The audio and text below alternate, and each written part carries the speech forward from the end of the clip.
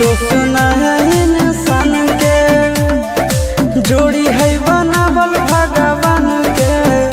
दोष न है इंसान के आगे सोना, दोष न है इंसान के।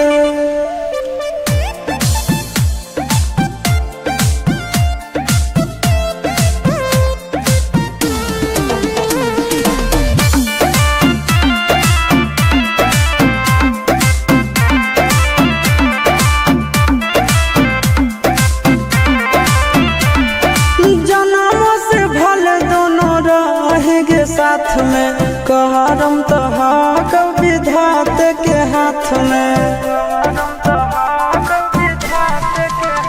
आगे जन्मों से भले दोनों रहेंगे साथ में।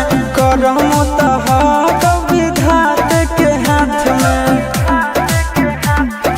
कन्हैया से मिल जाते हमारा तो मंगल तियल कान के है याद सोना, मंगल बनावल भगवान के। दोष न है इंसान के याद सोना, दोष न है भगवान के।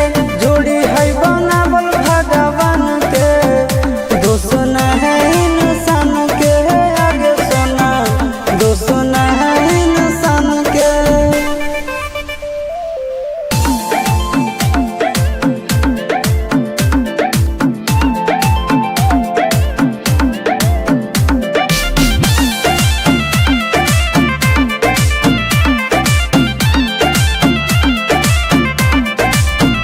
आगे तोर नहीं कसूर नहीं हमर कसूर गे, दोनों के कैला का ऊपर वाला दूर गे। ये सोना आगे तोर नहीं कसूर नहीं हमर कसूर गे,